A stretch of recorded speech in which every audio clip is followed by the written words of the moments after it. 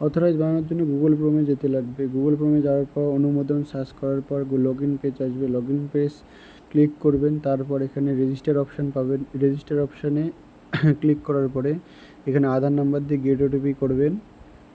Gate OTP করার পরে register mobile নাম্বারে ওটিপি আসবে, ওটিপি দিয়ে ভেরিফাই করে নেবেন। তারপর এখানে ফোন নাম্বার দিয়ে রেজিস্টার করে নেবেন। তারপর লগ ইন অপশানে ক্লিক করবেন। লগ ইন অপশানে ক্লিক করার পর মোবাইল নাম্বারটা দিয়ে লগ ইন করবেন। তারপর ওটিপি আসবে, ওটিপি দিয়ে ভেরিফিকেশন করে নেবেন। এখানে দেখবেন জেনারেট ড্রাইভার অথেন্টিকেশন লেটার, এখানে ক্লিক করবেন। তারপর এখানে আধার নাম্বার দিয়ে গেট ওটিপি করবেন। ওটিপি করার পর ওটিপি আসবে, ওটিপি দিয়ে ভেরিফিকেশন করে নেবেন। তারপর ডিটেলস খুলে আসবে, এখানে একটু স্ক্রল করে নিচের দিকে যাবেন। তারপর এখানে গাড়ির নাম্বার দিয়ে আরসি ডিটেলসে ক্লিক করার পর গাড়ির ডিটেলস বের হয়ে যাবে। এখানে ড্রাইভিং লাইসেন্সের নাম্বার দিয়ে প্রসিড করে নেবেন।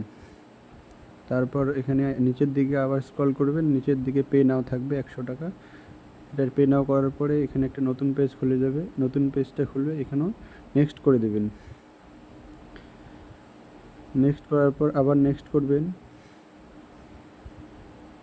নেক্সট করার পর ওকে করে দেবেন। ওকে করার পর আবার নিচের দিকে স্ক্রল করবেন, স্ক্রল করার পর নতুন পেজটি আসবে, এখানে পে নাও করে দেবেন।